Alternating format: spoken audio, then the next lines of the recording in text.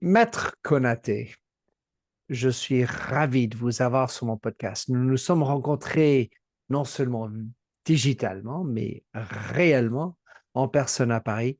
J'ai été enchanté par des histoires que vous m'avez données et ça m'a donné besoin, pas juste envie, de vous avoir sur mon podcast, de parler de la conversation.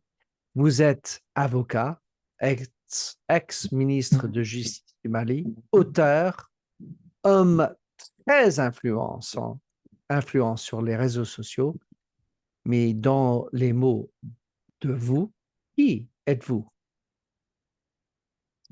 Aussi simplement, je suis Mamadou Ismaïla Konaté.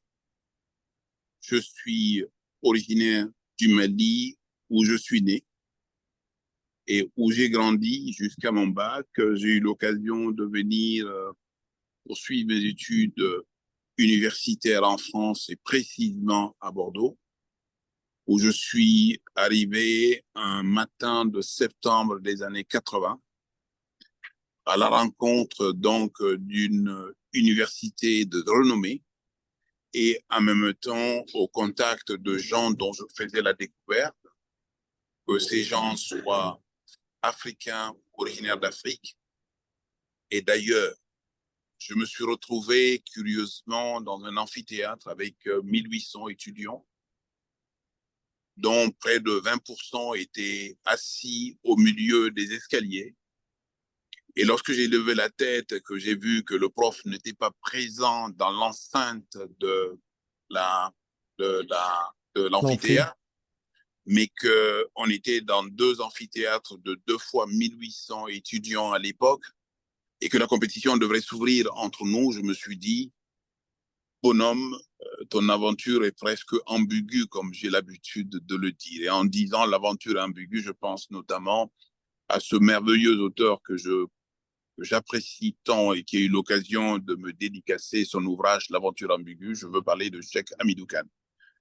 Je suis le seul garçon issu d'une fratrie de 5 personnes. À côté de moi, que des filles qui me rendent la vie tellement facile que mon genre n'existe pas 2 fois à l'intérieur de la maison et mon sexe non plus. Et à côté, j'avais un père merveilleux que j'ai perdu depuis, qui m'a appris les choses de la vie, aux côtés d'une mère qui était encore plus merveilleuse et qui a pris en charge donc cette fratrie, qui nous a éduqués, qui nous a appris à lire, à écrire et qui nous a donné de bonnes occasions d'être fiers de nous-mêmes au bout du compte. Et dans cette maison, la première référence reste la solidarité et la deuxième référence reste les principes fondamentaux qui permettent aujourd'hui de bâtir un socle familial. Et la troisième valeur qu'on nous a inculquée, c'est qu'il faut se battre pour soi, se battre dans la vie, ne jamais se battre contre les autres, même quand ils vous menacent, mais se battre pour simplement être présent dans la vie, simplement donner de la voix et simplement être indépendant et autonome tout le long de ma vie. C'est ce que j'ai tenté de faire. Je ne sais pas si j'ai réussi à tous les coups, mais voilà les choses qui, aujourd'hui, me déterminent dans cette vie. Et je suis marié à une femme de Guinée qui m'a donné la chance d'être le père d'une fille qui est tout aussi merveilleuse et qui a eu la belle idée d'aller se marier ce mois de juin passé avec un Sénégalais, comme si l'UEMOA et la CEDEAO n'étaient pas présents à la maison. Ma grand-mère est originaire de Guinée, ma mère est originaire du Sénégal, mon père est malien. J'ai épousé une femme guinéenne et on a une fille qui est à la fois malienne, guinéenne et française et qui a marié un citoyen sénégalais. Donc, du coup, elle est sénégalaise et depuis 2 mois, elle nous fait le bonheur d'être grands-parents et nous nous enrichissons et c'est un bonheur absolu. Voilà en ce qui me concerne et puis au professionnel.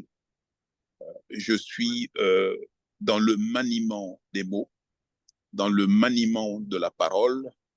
L'utilisation des mots dans le cadre de la parole me permet de construire des phrases qui peuvent être selon logique ou illogique, raisonnables ou non raisonnables. le tout étant de porter la parole au secours de la défense d'une cause, d'un individu ou d'une idée en particulier.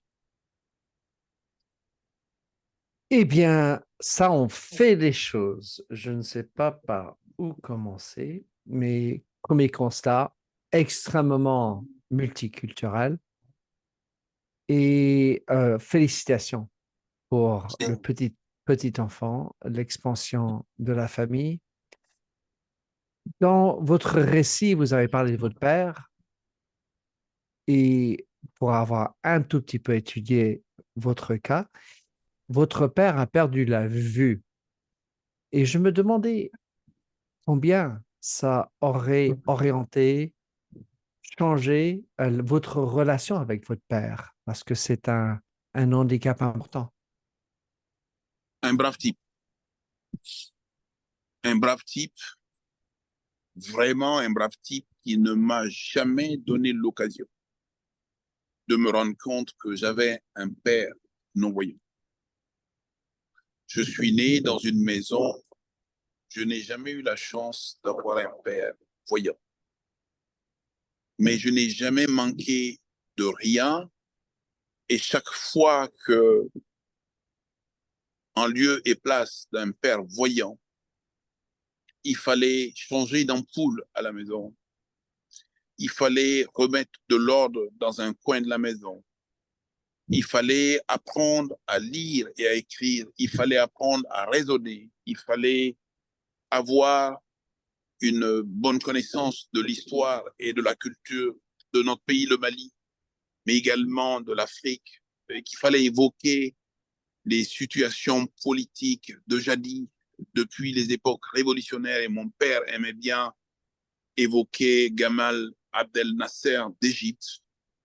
Il aimait bien évoquer la guerre d'Algérie. Il aimait bien évoquer la réunion de l'USRDA à Bamako, la constitution des grosses fédérations africaines, notamment la fédération Mali, Guinée, Ghana, puis dans le cadre de la fédération avec le Sénégal.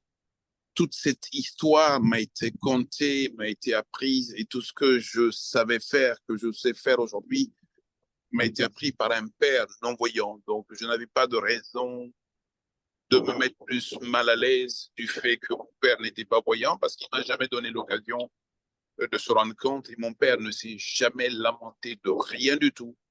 J'ai eu affaire à un père brave qui était là quand il le fallait et qui jouait la plénitude de son rôle, de sa mission et de l'ensemble de ses prérogatives de père. Il était reconnu comme tel au sein de la famille, d'abord par ma mère, ensuite par les enfants et ensuite par toute la communauté qui nous entourait. Et tout le monde a eu l'occasion de me voir coller à mon père, bras dessus, bras dessous, comme des vrais amoureux. Ceux qui, ne le sachant pas, non-voyants, ne se rendent pas compte pourquoi on est si collés. Et c'était aussi le cas pour ma mère, d'ailleurs, qui a été la première à nous apprendre à diriger une personne non-voyante. Et mon père s'est tellement bien battu dans la vie pour la communauté des personnes non-voyantes, mais pour la communauté des personnes handicapées, que franchement, je n'ai que du respect pour lui. Il n'est pas là aujourd'hui, mais jusqu'en 2015, j'ai pleinement joui de la présence d'un père. Il m'a toujours accompagné, a toujours été présent à mes côtés et a toujours validé mes options dans la vie, sauf lorsqu'il s'est agi de se marier. C'est moi qui ai décidé que je me mariais. Je lui ai montré la personne que je voulais épouser. Franchement, je regrette mon père et je pense que c'est l'occasion également pour ma mère, qui a 82 ans aujourd'hui, et pour mes sœurs de regretter mon père. Un personnage tellement brave, tellement présent, tellement complet que vous vous rendez compte véritablement quand il n'est pas là. Et aujourd'hui, on se rend compte qu'il n'est pas là et il nous manque. Évidemment, dans cette question, je ne m'attendais pas à la réponse. À quoi je pensais, puisque ce dont j'ai envie de parler avec vous, Maître Konaté, c'est la conversation. Et dans la conversation, il y a souvent beaucoup de sens qui sont apportés pour comprendre, apprivoiser l'autre. Et je me demandais à quel point le fait qu'il était non-voyant, parce que j'ai eu une amie à moi, non-voyante, et je m'en souviens très bien des leçons qu'elle m'avait apprises par rapport à sa capacité d'entendre avec Louis à un niveau bien supérieur à ce que j'avais moi. Et je me demandais si ça avait eu un rôle, impact sur vous. Et donc, j'ai toujours été ébloui par la capacité de mon père à mémoriser les histoires. Il avait un sens en moins, les yeux, ce qui lui donnait sans doute l'occasion de se concentrer notamment dans ses échanges avec les personnes. Je l'ai d'autant plus senti que jeune, quand il m'arrivait d'avoir des conversations très peu construites avec mon père et que je voulais l'épater justement à quelques endroits qui me posaient des questions et que je répondais par-ci ou par-là et souvent avec des petits mensonges. Au bout du compte, mon père arrivait toujours à déceler dans la conversation ce qui ne paraissait pas être véritablement normal. Juste un exemple. J'étais dans les petites classes lorsque ma mère m'a suffisamment mise en garde que les sorties étaient interdites et que les heures de fin de cours, de retour de classe, devaient être consacrées justement pour travailler ses devoirs et puis les rendre convenablement. Ma mère étant enseignante, avant de dormir, elle nous faisait toujours réciter les leçons et puis s'assurer qu'on était véritablement à jour. Et lorsqu'on n'y arrivait pas le soir, qu'il était tard, elle nous réveillait le matin très tôt. Et j'ai dû très mal travailler au cours d'un trimestre donné dans des petites classes lorsque le bulletin est arrivé et que je me suis rendu compte véritablement que je ne m'étais pas très bien démerdé, que j'allais sans doute être grondé et même j'allais prendre des coups à la maison.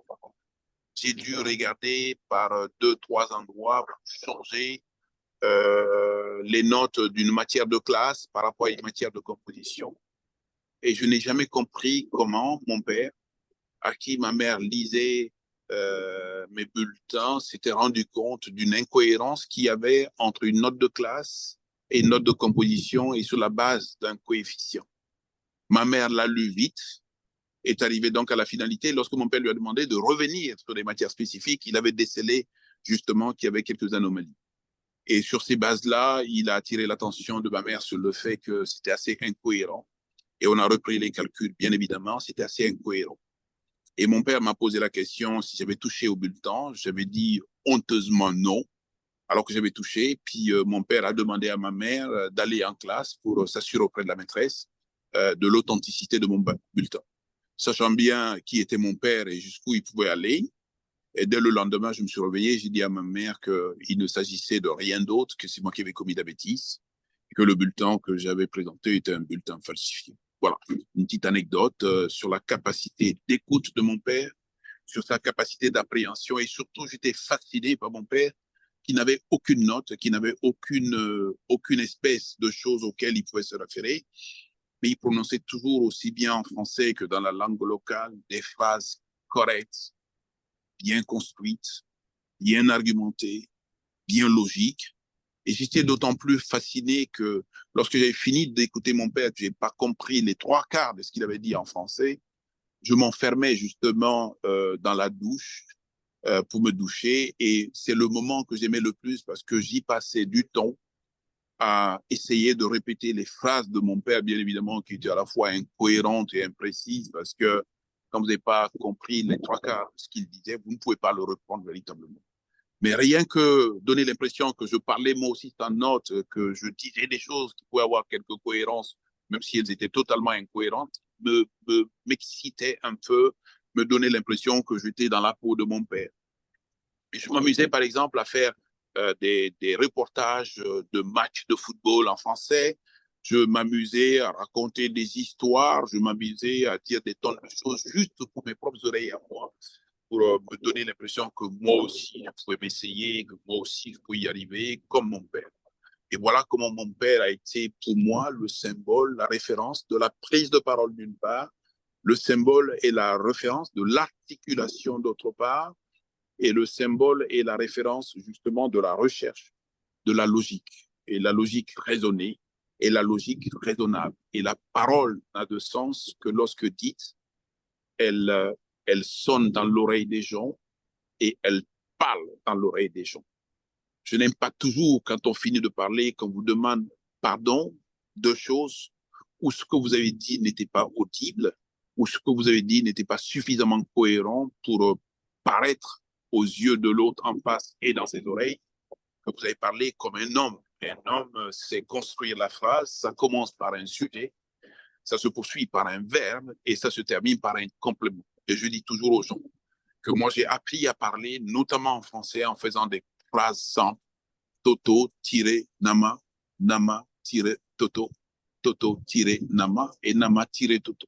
Et une fois qu'on a fini de dire ça, on est sûr qu'on a dit quelque chose qui parle aux oreilles des gens et on sait également qu'on a exprimé véritablement une idée, une opinion dans le cadre de ce que nous avons essayé de transmettre. Alors, ce qui est intéressant dans ce que vous avez dit, pour moi, ce que j'ai retiré de ce que vous avez dit, c'est que vous avez l'honnêteté d'admettre que vous avez fait une faute. Et je trouve que c'est un point très important dans la conversation, puisque c'est le sujet que je voulais aborder avec vous, cette capacité d'admettre qu'on a fait une bêtise, là en l'occurrence vis-à-vis de votre père.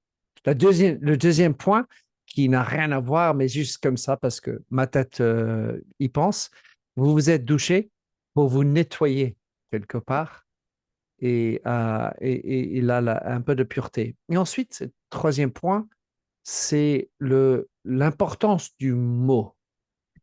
Et j'ai envie de rajouter à ça, enfin, je parlerai du verbe.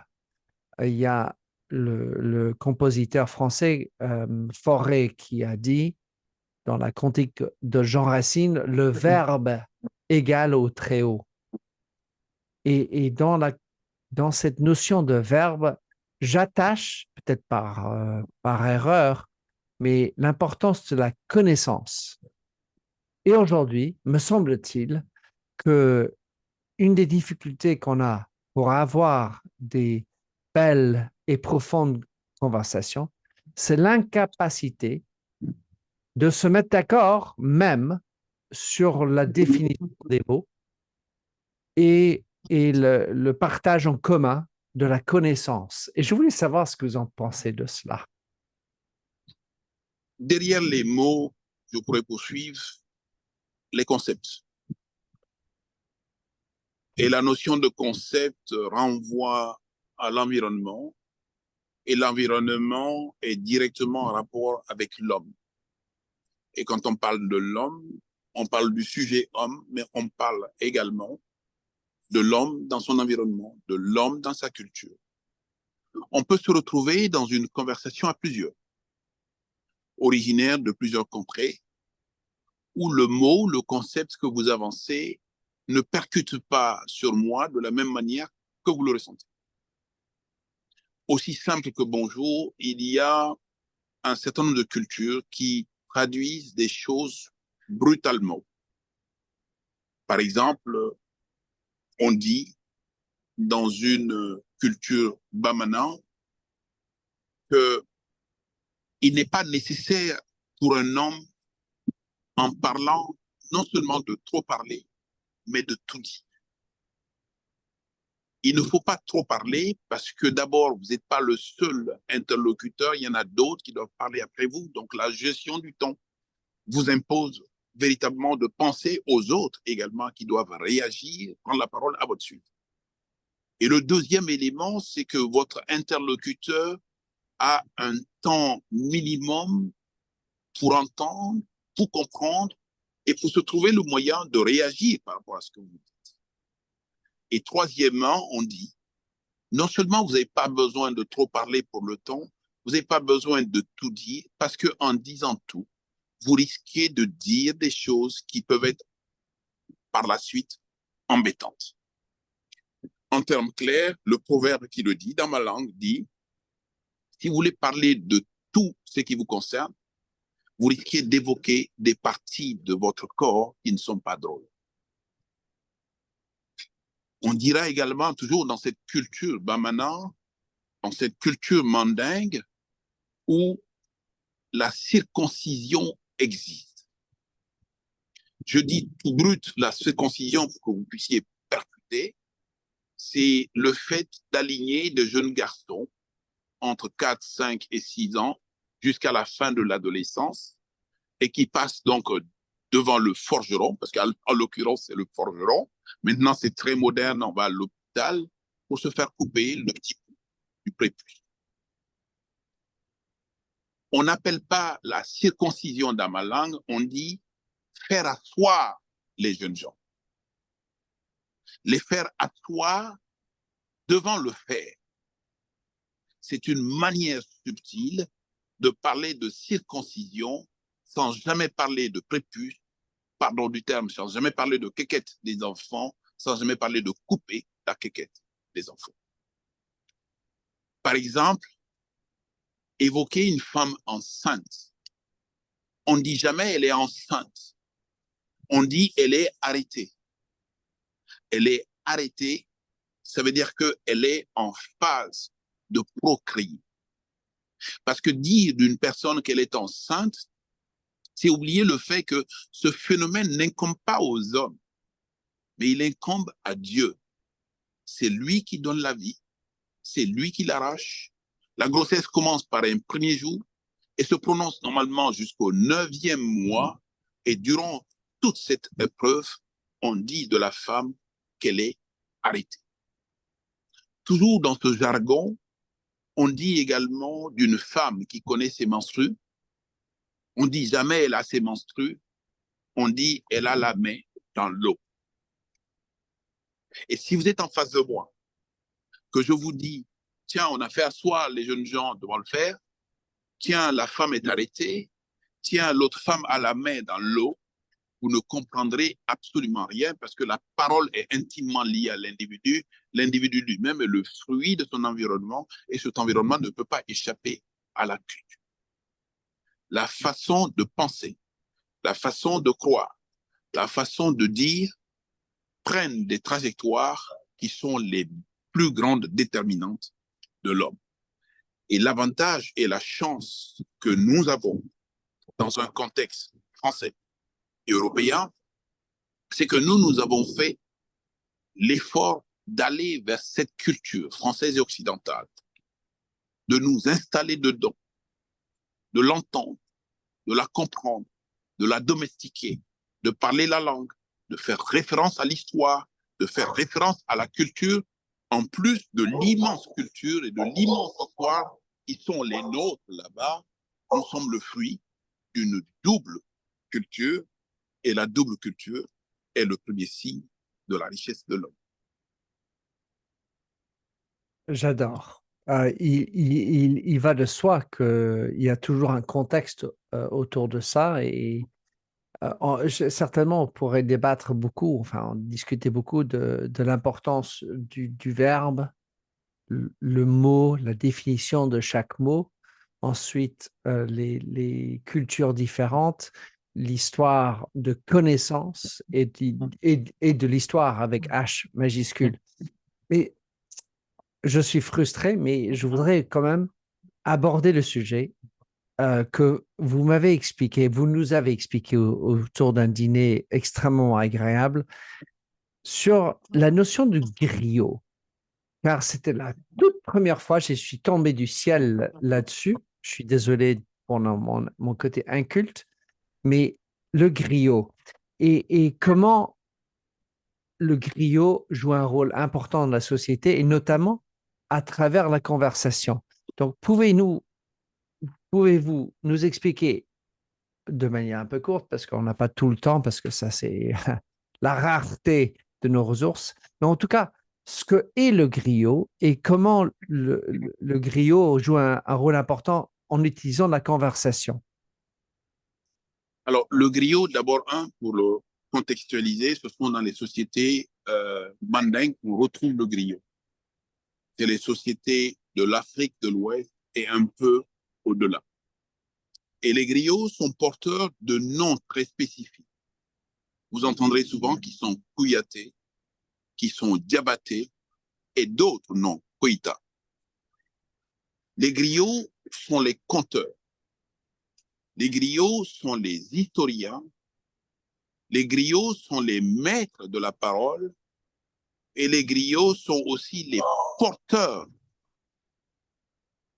Alors, certaines conceptions vont jusqu'à aller dire que le griot est le transmetteur de la parole, mais en le réduisant à cela, on oublie la quintessence de la mission du guerrier en tant que tel.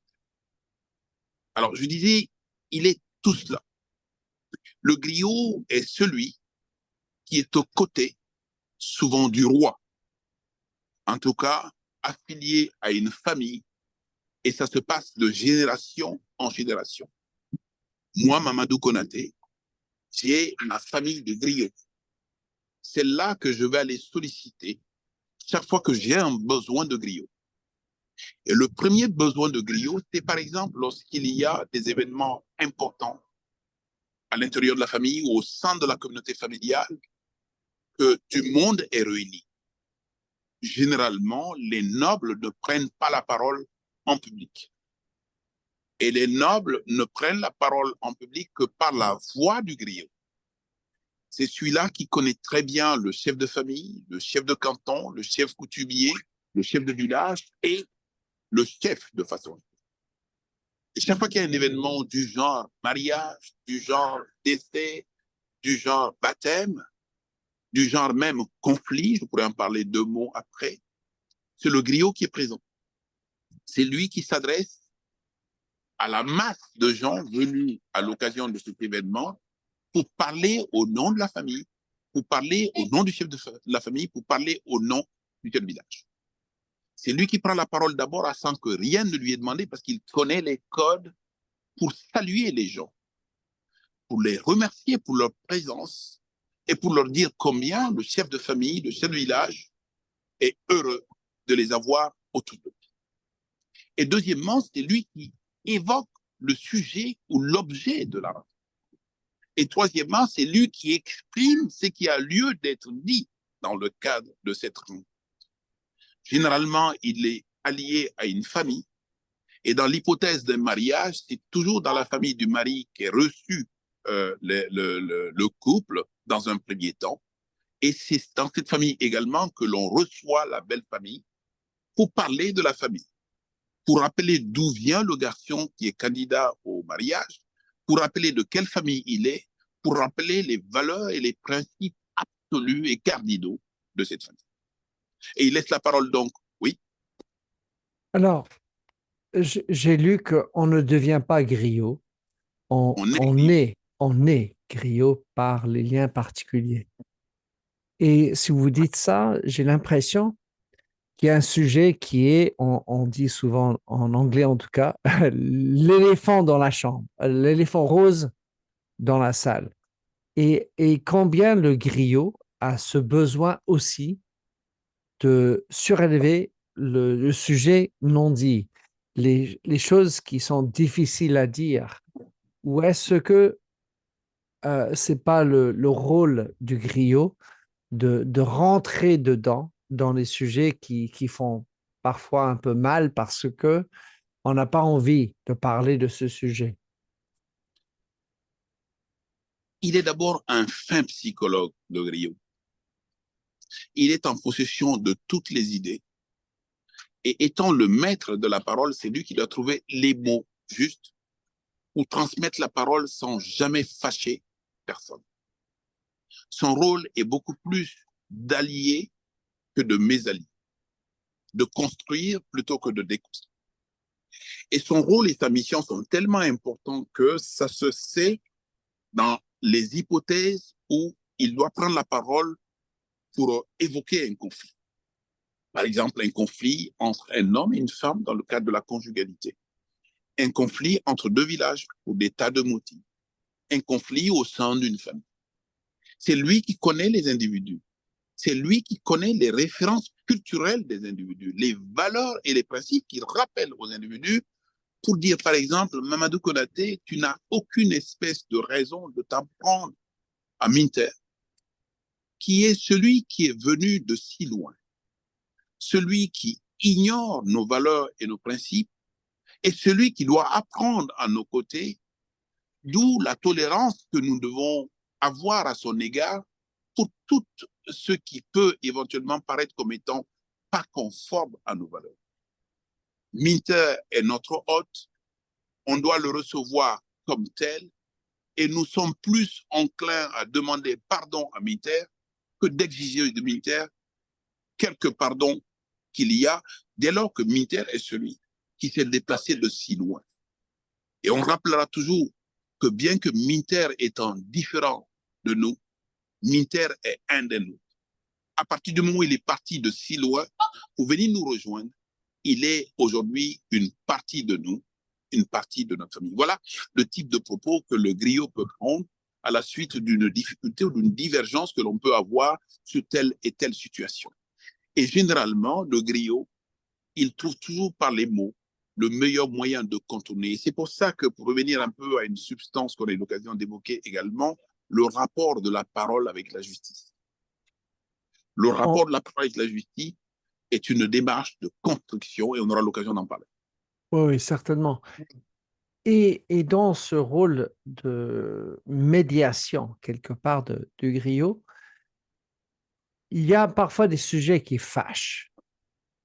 Et parfois, il y a, enfin, dans la culture anglo-saxonne, c'est stiff upper lip, on n'en parle pas, on met ça sous le tapis et puis, bon, on s'y fait. Et je me demande comment vous apercevez ce genre de propos où il y a deux parties qui sont fâchées l'un contre l'autre, divorce, etc. Vous vous focalisez sur, en l'occurrence, comme vous avez dit, le hôte et l'autre, qui est celui qui a fait l'effort de venir. Mais comment vous traitez où on n'est pas d'accord? Le sujet, enfin, les difficultés, les choses qui fâchent, qui énervent, le nerf de la guerre, quelque part. Par exemple, parlons de violence conjugale.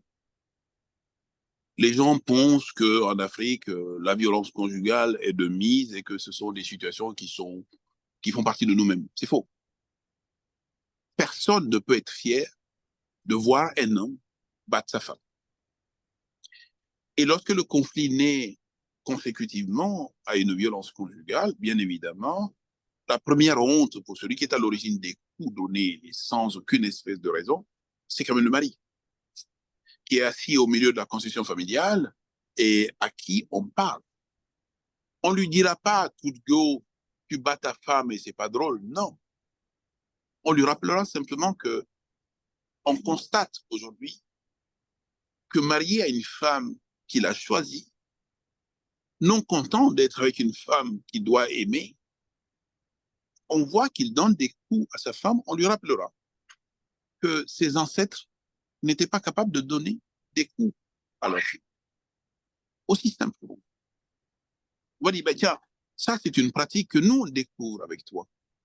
Mais ni ton père, ni ton grand-père, ni ton arrière-grand-père n'étaient des adeptes de coups aux femmes. Voilà une manière subtile de sortir du tapis la poussière qui dort. Et les codes sont tellement précis que lui le sait. Ou encore qu'on mette en cause un mari, soi-disant, qui est avare avec sa femme. Et le premier griot qui viendra va vous dire, mais je découvre quand même que, aussi nanti que tu n'es pas capable de doter ta femme de cadeaux et de présents qui lui font plaisir. Alors, j'imagine que tu n'aimes pas cette femme, mais moi, je suis venu avec suffisamment d'argent pour en donner aujourd'hui à ta femme et je vais repartir avec ta femme. Alors, il y a deux codes essentiels dans la parole que ceux qui ne sont pas des connaisseurs ne comprennent pas. D'abord, un griot qui s'empare de la femme de son noble. Impossible. Deux, le griot à qui on doit donner de l'argent, mais qui est celui qui donne de l'argent, justement pour que la femme soit heureuse. Et quand vous êtes véritablement noble et anobli, vous ne laissez pas faire ça. Et quand vous êtes véritablement noble et anobli, vous ne donnez pas l'occasion une deuxième fois qu'il y ait une réunion familiale autour de vous sur des sujets comme cela. Ça me fait penser, la nobilité, parce que, enfin, quand je regarde, il y a des sujets comme la beauté, la vérité, la connaissance, l'histoire avec H majuscule. Pour moi, dans mon éducation, étaient des choses presque absolues. Mais j'ai l'impression qu'aujourd'hui, amener des faits ou une connaissance, tout est remis en cause. L'esprit critique est là. Et je me demandais comment on gère cela quand la vérité est relative, quand les faits sont partagés ou bien pas du tout d'accord. Parce qu'en fait, au final, si on veut résoudre une dispute, un conflit, c'est utile de pouvoir dire, ben, ton père n'a pas été comme ça, ton grand-père n'a pas été comme ça. On va dire avec un peu d'autorité parce que je connais ton père, il n'a pas été comme ça. Ça permet d'asseoir avec autorité pour que l'autre se rende compte en tant que griot que tu vous l'amener à comprendre la vérité ou une histoire vraie.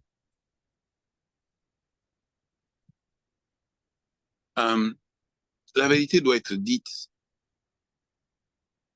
Et la seule différence dans ce que vous dites et dans ce que je rajoute, c'est que ça dépend de la manière de dire. La façon de dire est très, très importante. Une anecdote.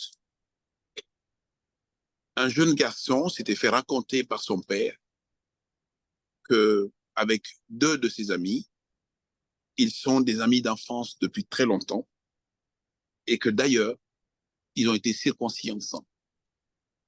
C'est son père qui lui dit ça.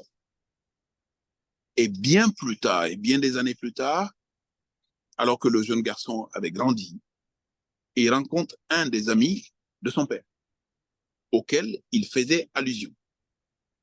Et ce père le salue et on le présente comme étant le fils de. Et il dit à ce fils, tu me connais?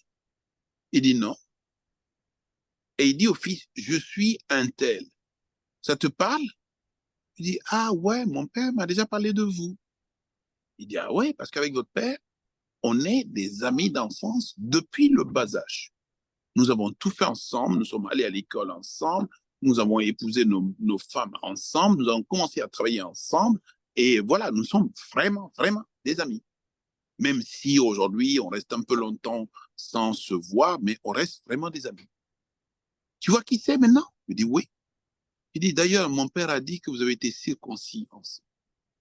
Alors, pour un jeune garçon, parlant de son père et de la circoncision de son père, c'est du tabou en Afrique. Ça veut dire qu'aujourd'hui, ce gamin n'a pas les clés et les codes qui sont nécessaires pour parler. Le ton de la parole, les mots que l'on utilise dans la parole et la manière de s'adresser à la personne sont tellement importants qu'ils peuvent varier selon qu'il s'agisse d'un homme ou d'une femme. Jamais on ne doit avoir le ton haut vis-à-vis de la femme. Et jamais on ne doit utiliser des paroles et des propos déplacés comme la circoncision vis-à-vis d'une femme. Et jamais on ne dira d'une femme qu'un tel est enceinte. C'est brutal. C'est pas acceptable et c'est manquer de respect. Et quand on parle à un homme aussi, tout dépend du rapport que nous avons avec l'homme. Selon qu'il soit le père, le parent, ou selon qu'il soit le copain, ou selon qu'il soit l'oncle, ou selon qu'il soit quoi d'autre encore, le ton, les mots, la façon de s'exprimer sont des éléments auxquels il faut faire extrêmement attention. Et donc, le comment et le contexte. Et ça me fait penser juste, je ne peux pas m'empêcher de penser à ma mère qui, lorsqu'elle est arrivée en Belgique, elle était invitée à un dîner. Est-ce que vous avez suffisamment mangé? A dit l'hôtesse, qui était noble au passage. Et ma mère a répondu, oui, oui, oui, je suis pleine.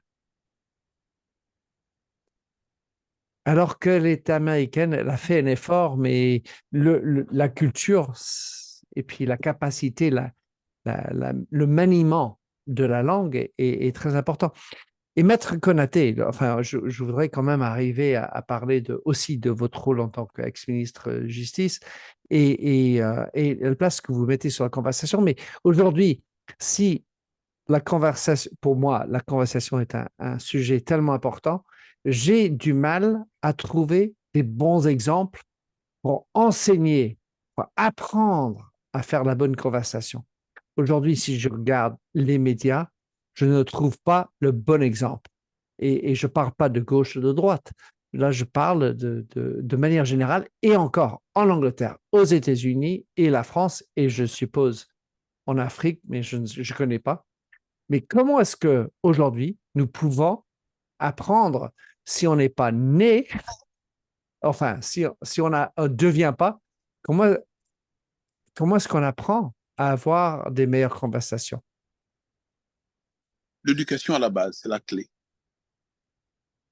L'éducation à la base, c'est la clé. Et l'éducation n'est rien d'autre que la résultante des valeurs et des principes auxquels les parents ont eu accès, qu'ils connaissent et qu'ils peuvent transmettre. L'éducation, ce n'est pas seulement d'apprendre à dire bonjour. L'éducation, ce n'est pas seulement d'avoir le regard qui soit moins perçant. L'éducation, ce n'est pas le référentiel aux choses de la vie. C'est tout un comportement, c'est toute une attitude et c'est toute une manière de faire et de voir.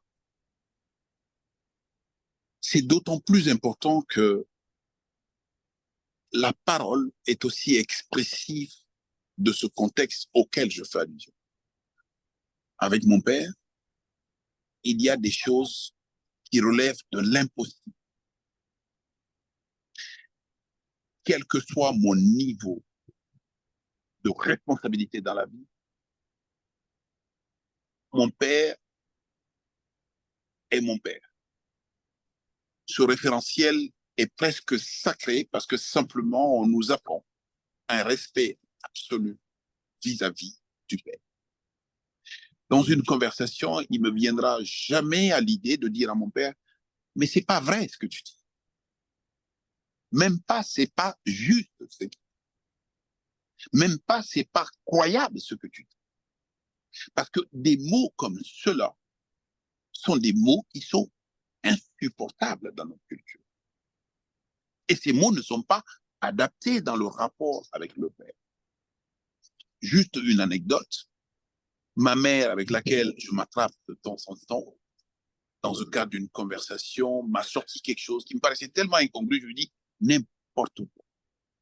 Ma mère a dit quoi? Répète. Je dis pardon, c'était pas pour toi. Parce qu'il fallait corriger le tir. Je ne peux pas dire n'importe quoi à ma mère. Donc, on a souvent aujourd'hui des contextes de culture, des contextes d'éducation qui donnent l'occasion aux gens de dire n'importe quoi en termes de mots sans limite.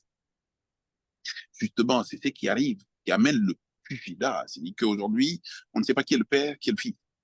On ne sait pas qui est la mère, qui est la fille.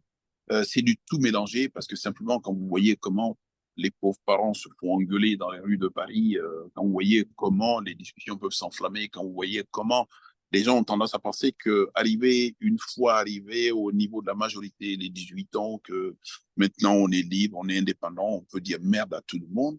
Les rapports avec les agents de la police, les rapports avec les gens d'autorité, tout cela fait qu'aujourd'hui, nous sommes en rupture de banc totale avec cela. Il n'y a même plus de mots justes dans les affiches. Le s'il te plaît a disparu, les gens n'ont plus le temps et les gens sont dans des a priori tels que quand on est noir, par exemple, que l'on vient demander un renseignement à un blanc et qu'on peine un peu à trouver ces mots parce que simplement on ne parle pas très bien français, les gens tournent le dos pendant que vous êtes arrêté. C'est une attitude qui est incroyable.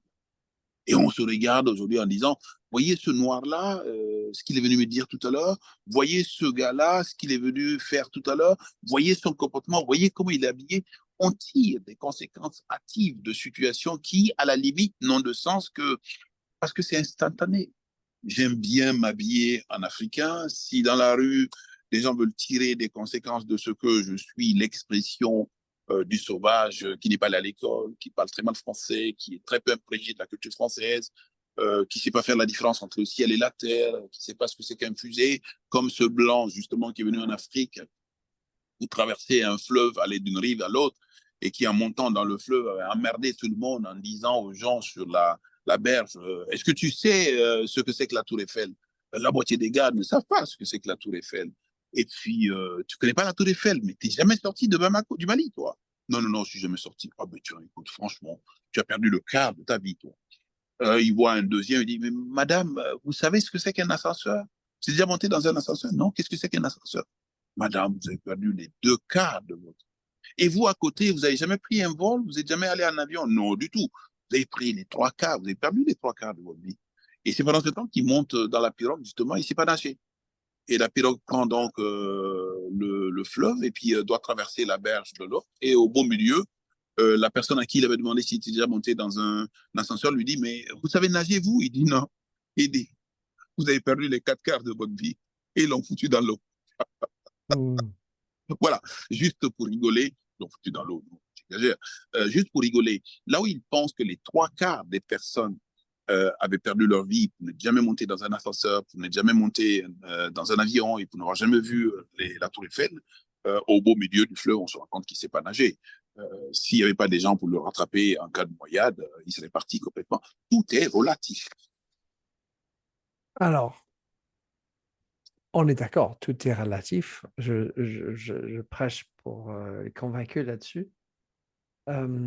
J'avais deux choses qui me sont venues à l'esprit. Un, c'est une citation de Woody Allen, le comédien américain, qui a dit tout problème de communication sont liés au besoin du fait qu'on n'écoute pas pour comprendre, on écoute pour répondre.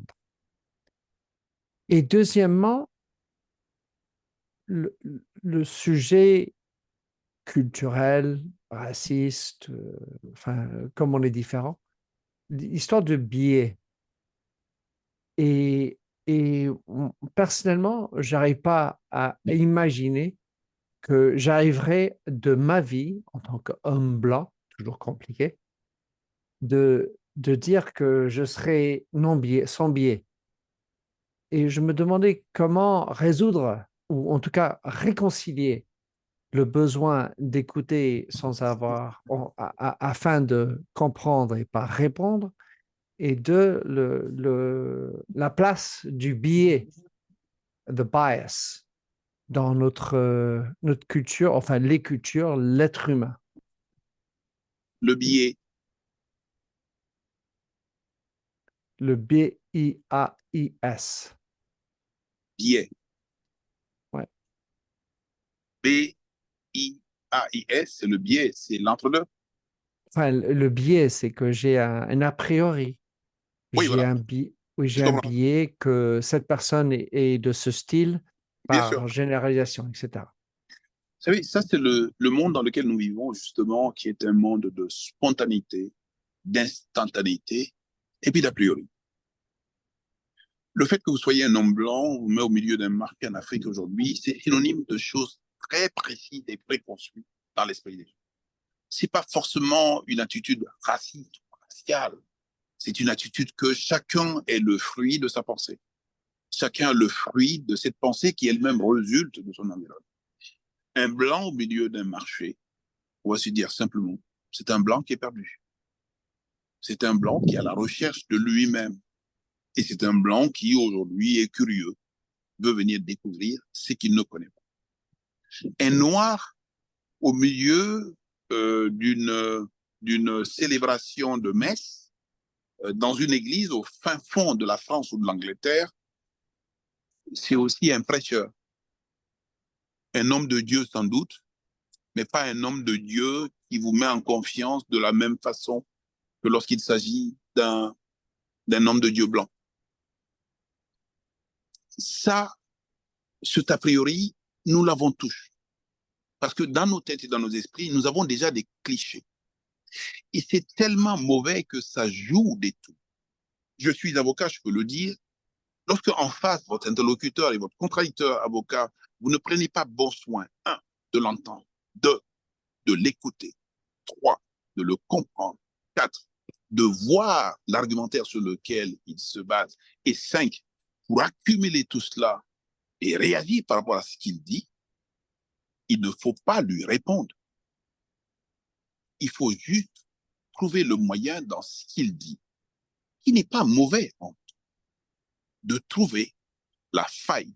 Et en tant qu'avocat, ce n'est pas une réponse, mais c'est une réplique à ce qui a été dit. Mais vous ne pouvez pas répliquer à quelque chose qui a été dit si vous ne l'avez pas entendu, si vous ne l'avez pas compris, si vous ne l'avez pas appréhendé, et si vous ne l'avez pas emmagasiné, pour dire ce qui n'est plus important, parce que quand il dit vrai, en tant qu'avocat, je ne dis pas ce que vous avez dit est vrai, mais c'est dans ce qu'il a dit qui n'est pas vrai que je vais aller chercher. Et dans la vie de tous les jours, on ne s'arrête plus. C'est l'exemple que je vous disais tout à l'heure. Lorsque vous êtes noir dans la rue à Paris, à Londres ou à Bruxelles, par exemple, vous cherchez votre chemin, que vous allez voir quelqu'un. Donc les premières personnes d'ailleurs fuient. Parce que dans un contexte de terrorisme, le terroriste type, c'est le noir. Il fuit. Et les deuxièmes qui s'arrêtent mettent tellement de distance entre vous que vous êtes obligé de hurler dans la rue.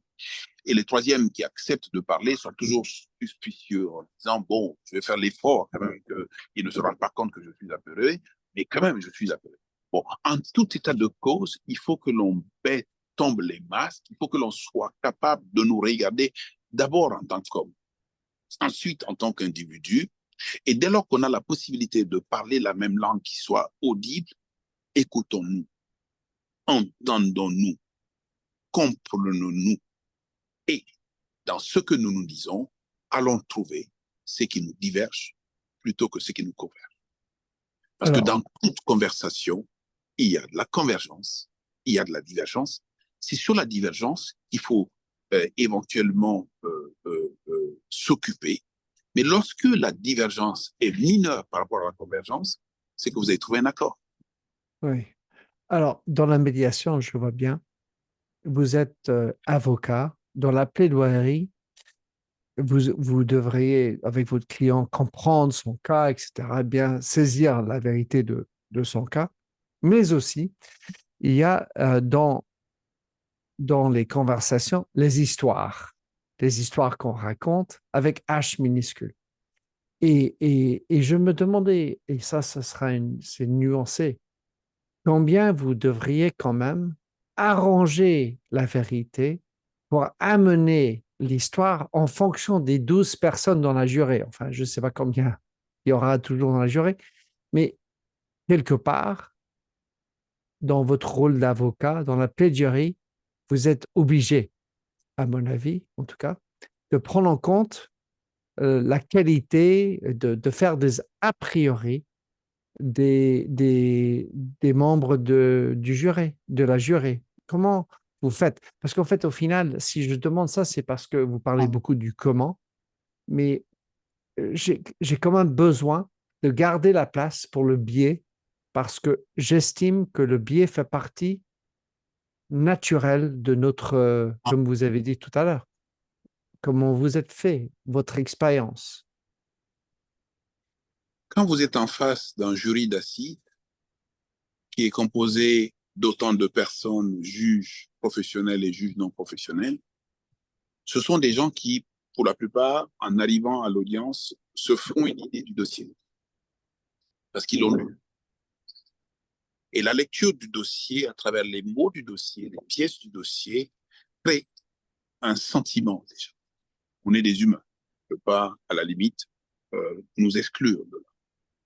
Le deuxième élément, et c'est pour ça que le rôle et la mission de l'avocat sont déterminants, c'est qu'un procès n'est pas gagné d'avance. Il n'est pas joué d'avance. Et les acteurs du procès doivent être véritablement présents dans le procès et jouer leur rôle.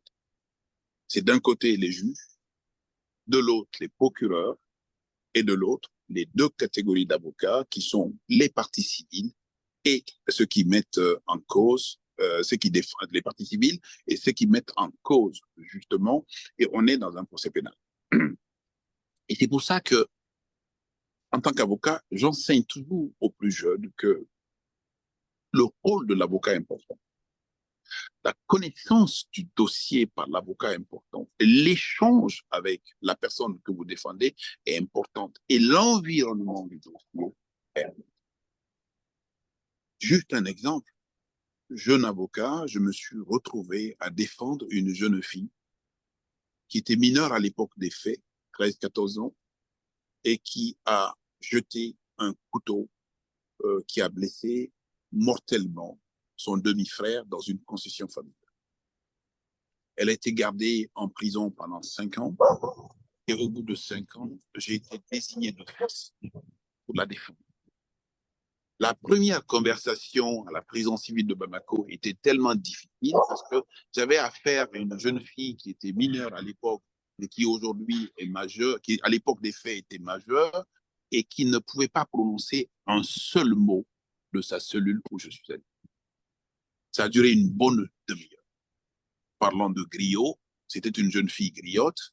Et on était obligé justement de recourir à sa grande sœur, qui elle aussi est griotte, une cantatrice de Bamako, que je suis allé chercher et avec laquelle on est revenu à la prison pour que l'on ait un bout de conversation. J'en ai pas eu beaucoup. Et cette session d'assises est ouverte lorsque cette affaire a été appelée. Et je pensais que les débats allaient être suffisamment longs.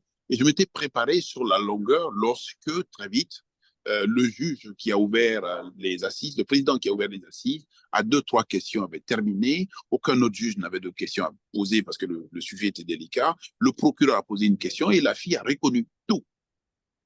Et voilà que le procureur se lève pour ses réquisitions.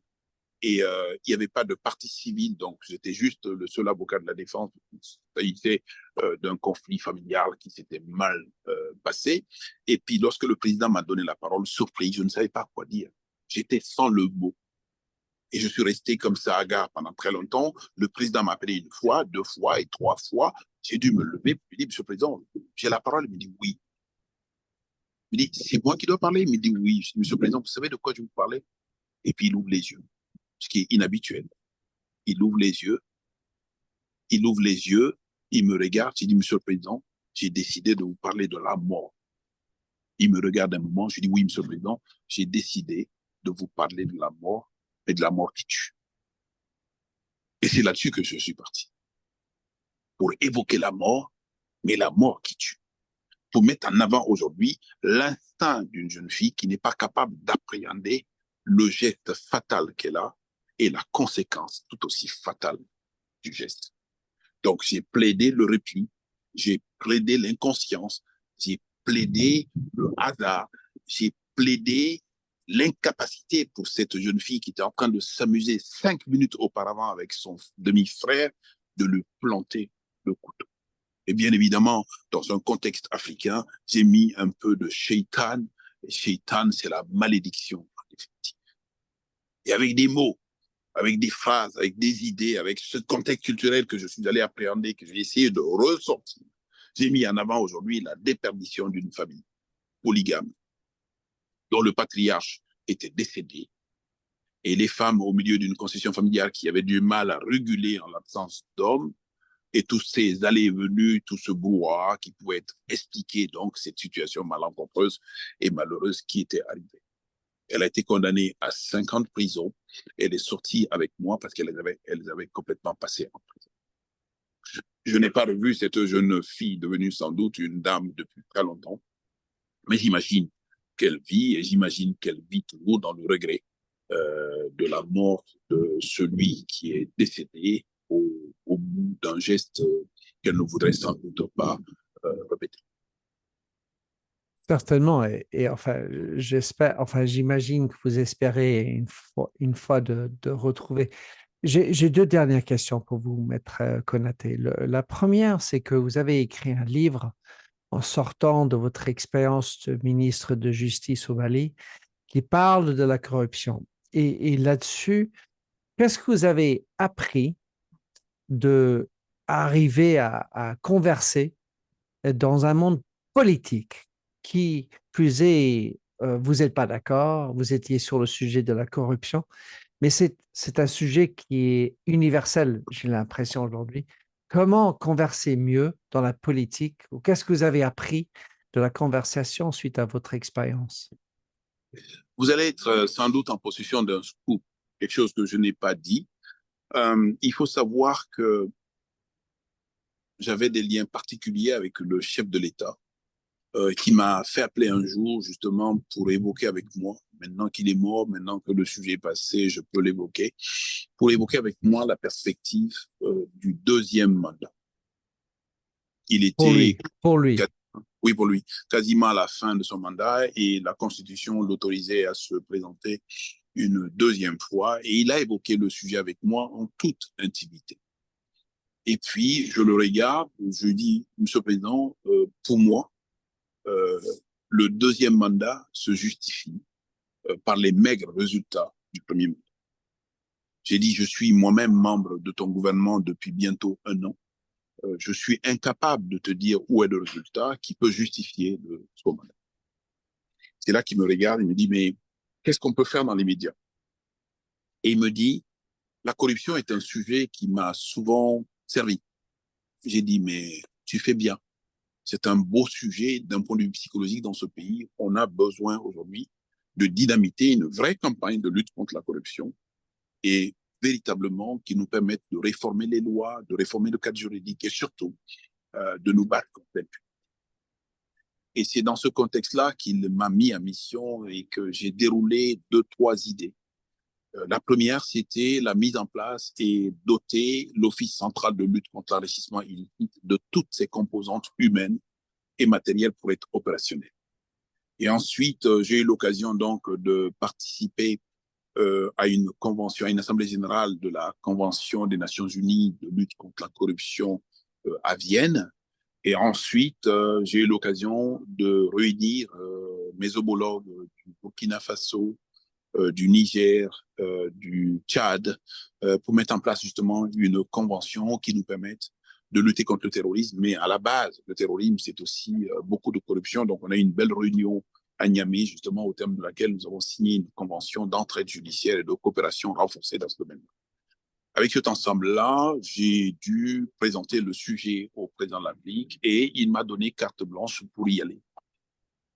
Et on a mené une véritable campagne, au moins sur les ondes et sur papier, pour annoncer que désormais, tous ceux qui étaient importants au sein de l'État et qui avaient donc des responsabilités premières, qui étaient assujettis donc à ces responsabilités, ils devaient donc procéder à la déclaration non seulement de leur patrimoine, mais également de leurs biens, également de leurs intérêts.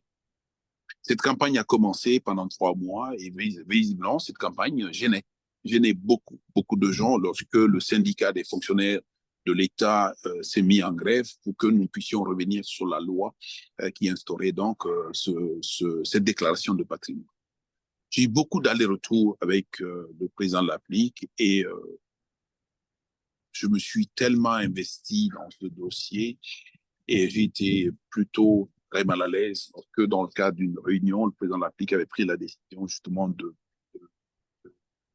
reculer sur cette dynamique lutte contre la corruption qu'on avait envisagée, d'essayer de suspendre la loi et d'essayer plutôt de suspendre un peu tout le dynamisme et tous les organismes que l'on mettait en place. J'ai dû me battre avec toutes mes forces, même si la loi est passée. En définitive, l'attitude du président de la République a donné l'impression aujourd'hui que le gouvernement n'était pas déterminé. Les fonctionnaires ont insisté et ils ont obtenu en partie ce qu'ils voulaient. Nous avons mis en place un office central de lutte contre l'enrichissement illicite, mais plutôt déconsidéré. Et cette dynamique de lutte contre la corruption n'a pas tenu vraiment parole jusqu'au bout. Moi-même, j'ai été totalement affecté. Cette raison, plus une autre, plus une troisième, m'ont déterminé à démissionner du gouvernement parce que je me suis rendu compte finalement que l'instinct politique n'est pas l'instinct de la vérité.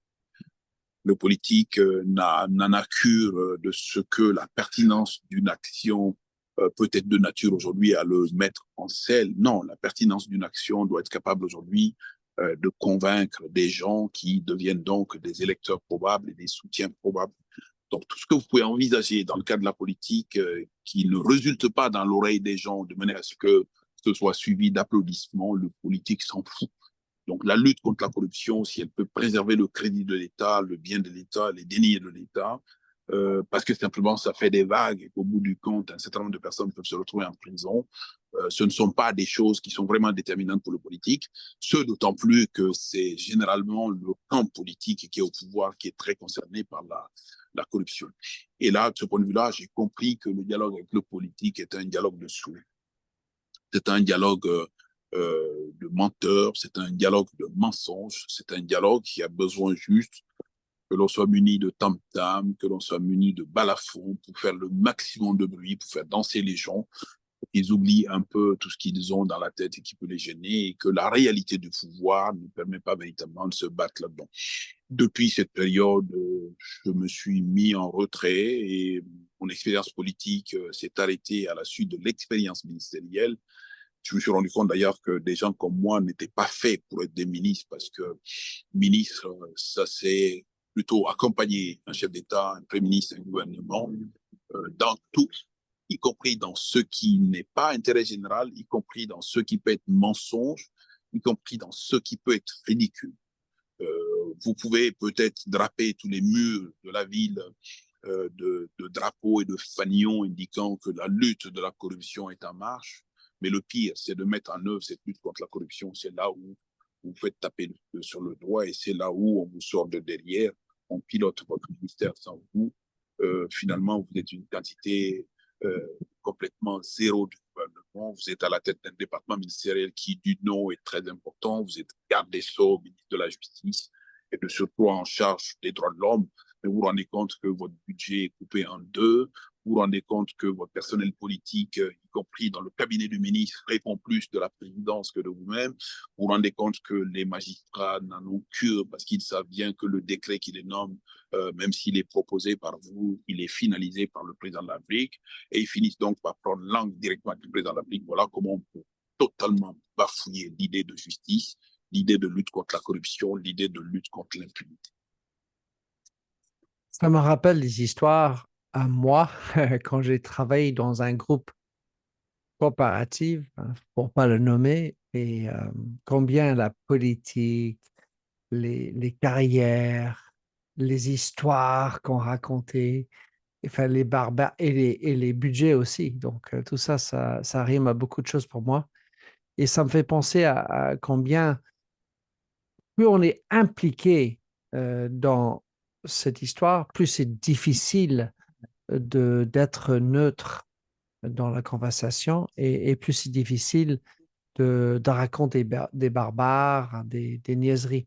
Je vais terminer sur une dernière question, car on a fait un peu le tour du monde, mais plutôt, on va dire, centré sur l'Afrique quand même un peu.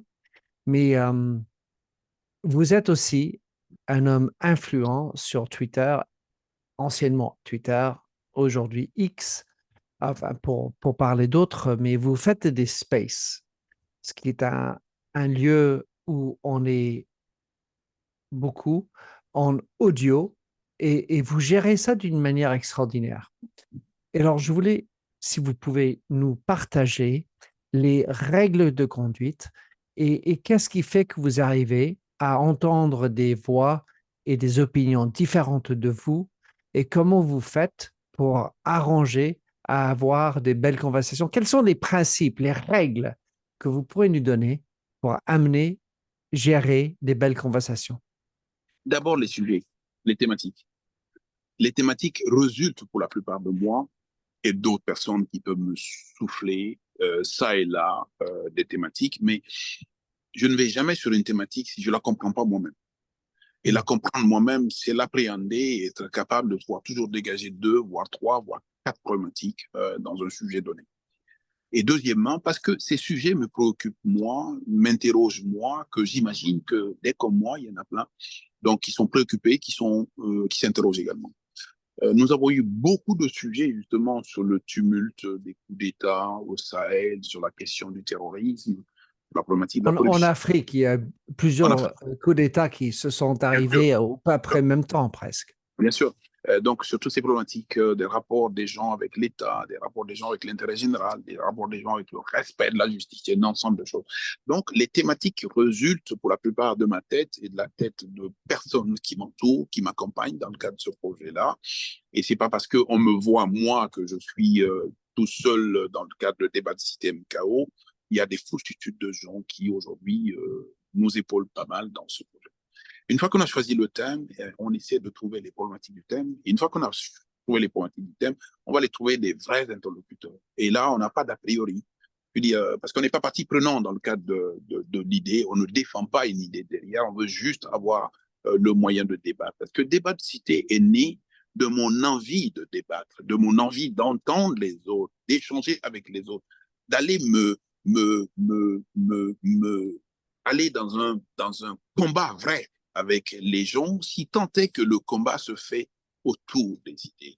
Donc, on a des gens magnifiques. Beaucoup de personnes, d'abord, qui sont autant connaisseurs du sujet, qui savent s'élever avec le sujet, qui savent indiquer les points, les recoins, les coins, les recoins du sujet, qui savent les prolonger. Ça fait toujours un plaisir absolu de voir une personne qui est véritablement en possession du sujet. Il y en a plein qui ne sont pas connaisseurs du sujet, mais qui sont des gens raisonnés et raisonnables et qui sont capables aujourd'hui, par le biais de la méthode et de la méthodologie, de s'interroger et pour douter l'autre qui en face semble être connaisseur.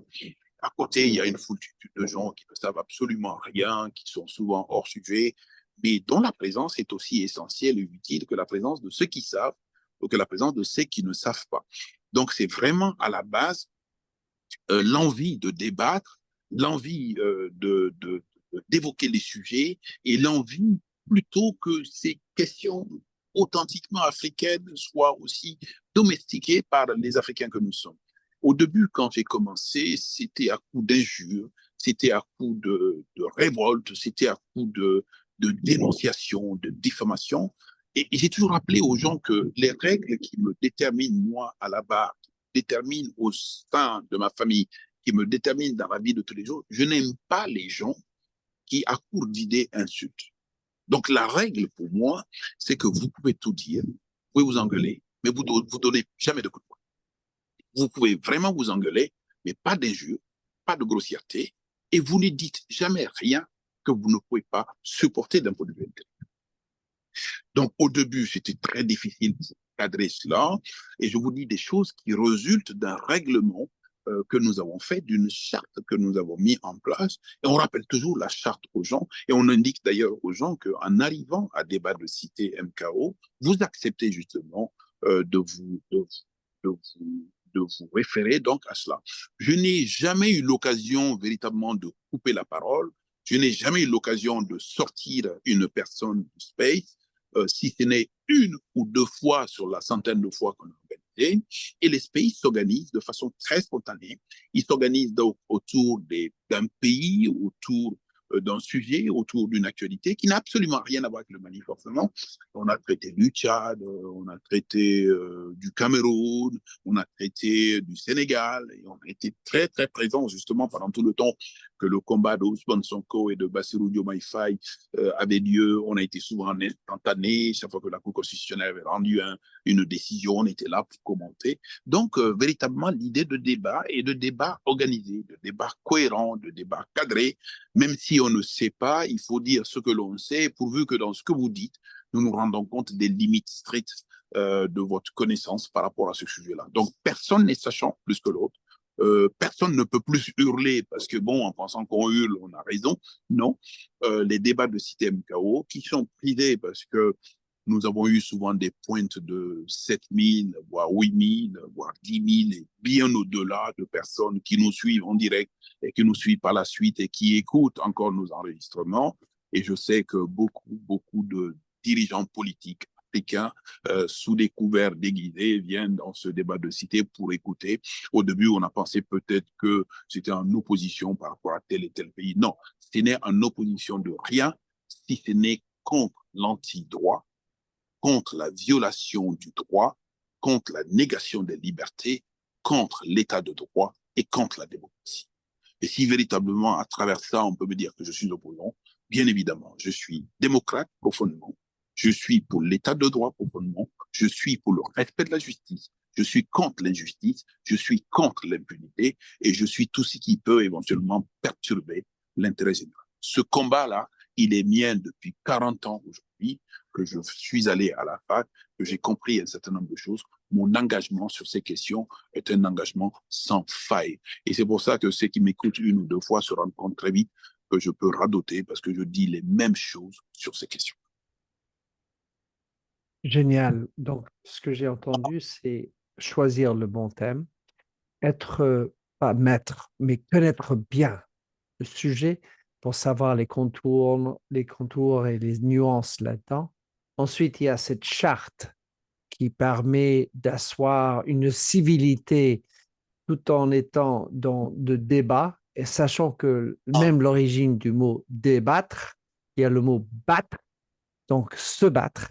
Et, le, et peut-être la dernière question, c'est autour de capacité de gérer son niveau d'implication, son émotion, de, d'arriver à tempérer une pensée forte. Car en fait, à partir du moment où on passe dans le côté de l'émotion dans le cerveau, on oublie bien souvent de penser, de rationaliser, de tempérer, de patienter. Mais quand même, il faut être impliqué. Donc, comment faire un équilibre entre être impliqué et être civique, patient?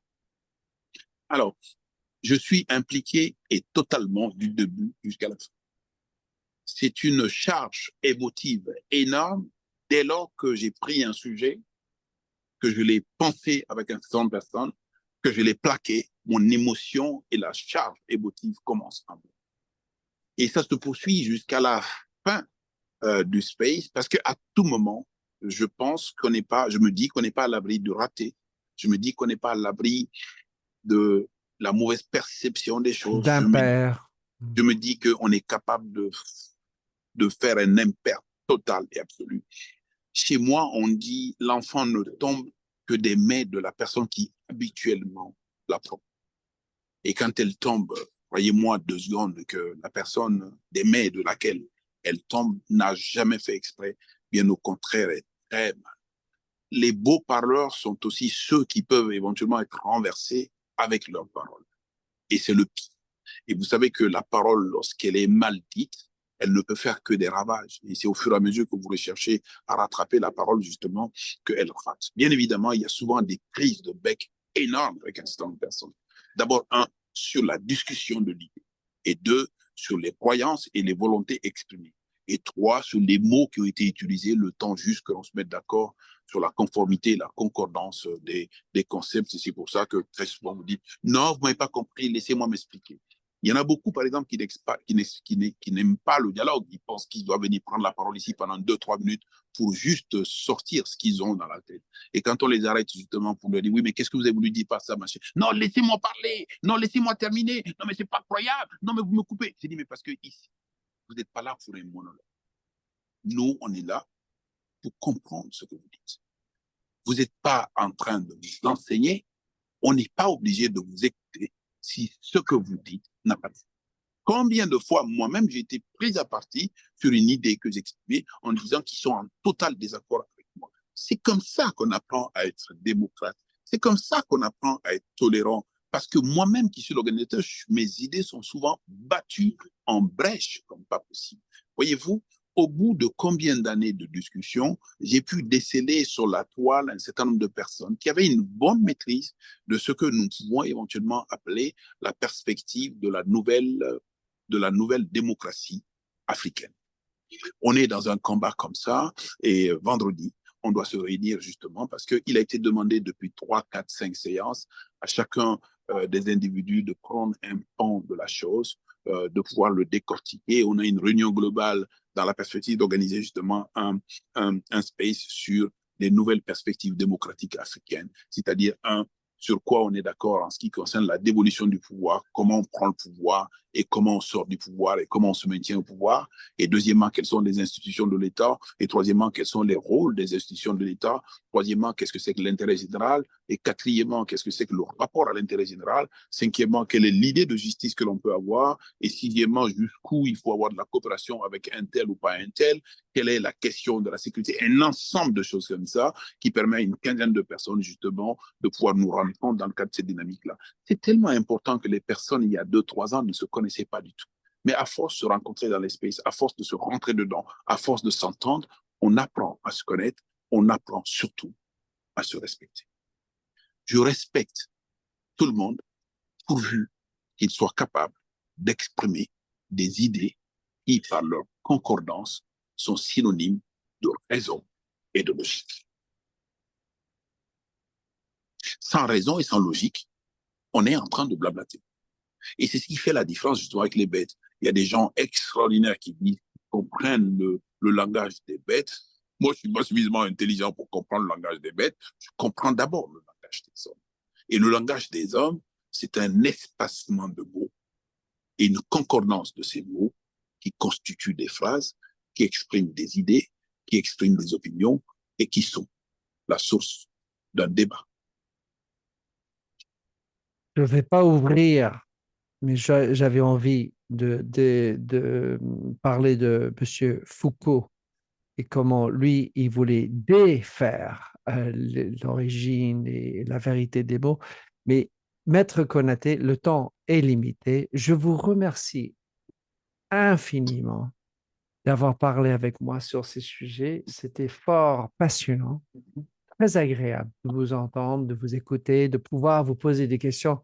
Vous m'avez permis de tout poser.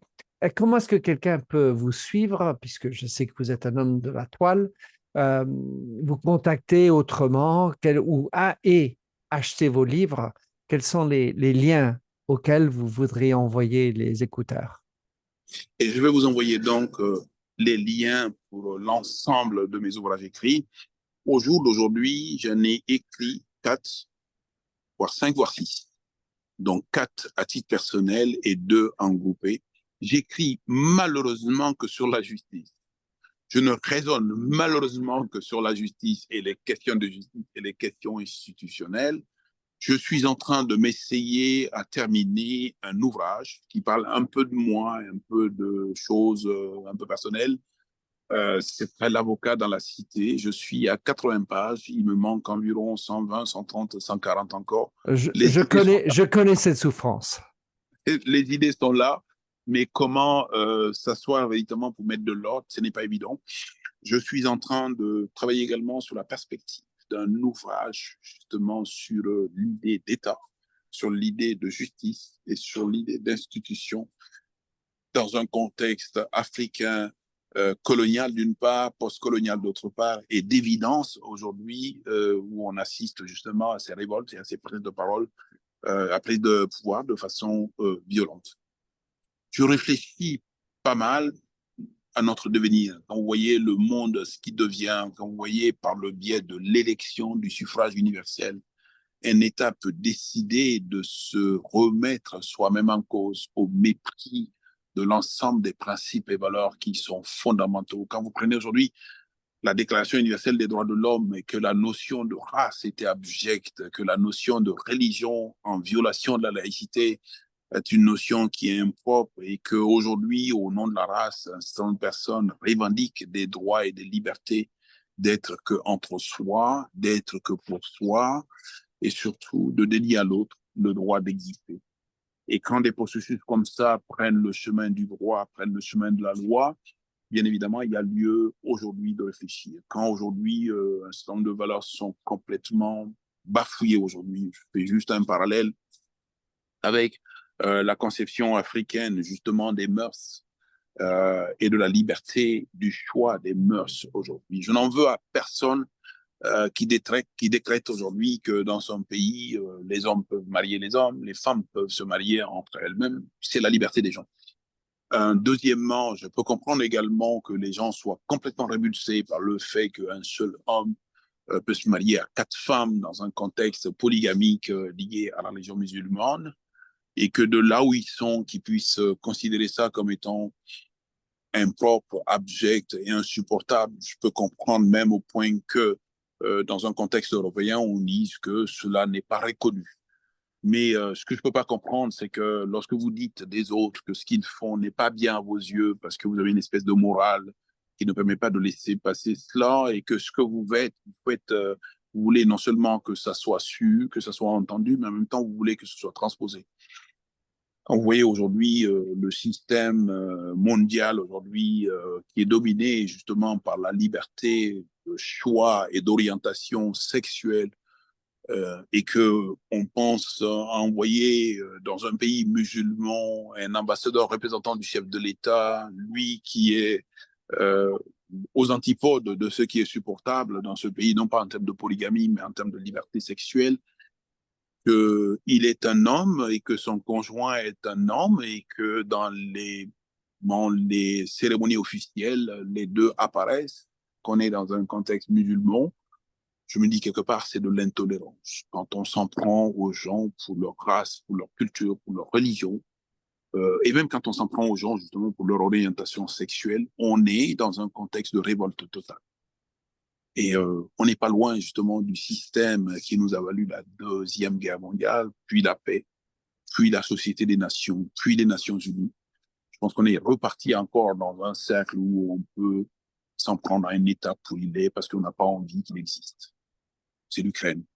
On peut s'en prendre à une communauté arabe en lui déniant le droit de s'installer sur un territoire qui est le sien, même si on met en avant aujourd'hui un certain nombre de choses abominables, telles que aujourd'hui la violence contre une communauté juive qui est aussi insupportable. Mais on atteint aujourd'hui des proportions où, franchement, l'instinct de décimer une communauté n'est plus supportable.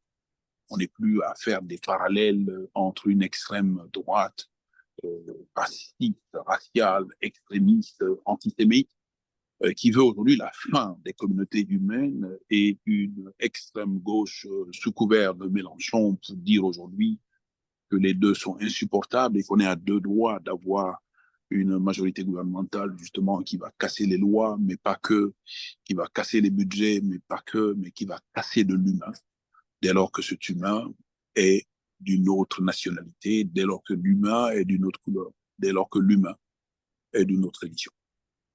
Et quand on regarde tout cela et que l'on se rend compte qu'un seul chef d'État décide de se faire harakiri, de mettre le feu, non seulement à l'Élysée, mais de mettre le feu à lui-même et de mettre le feu à toute une nation. Bien évidemment, on est le fruit de ce que l'on est. La liberté fait qu'on a opté pour ce président jeune, sans doute bien instruit, mais probablement inexpérimenté sur les choses de la vie. Et ça donne ça. Merci, Minter. Maître Konaté, je pense que nous ne sommes pas sortis de l'auberge, mais la conversation, c'est le moyen de s'en sortir. Je en suis convaincu. Je vous remercie beaucoup, Maître Konaté, et avec grand plaisir de vous retrouver pour un autre repas familial parce que c'était tellement agréable. Et c'était tellement bon que s'il faut revenir, on reviendra une deuxième fois tant que vous n'arrivez chez nous d'abord. Merci beaucoup. Allez, à bientôt. Au revoir. Bye bye.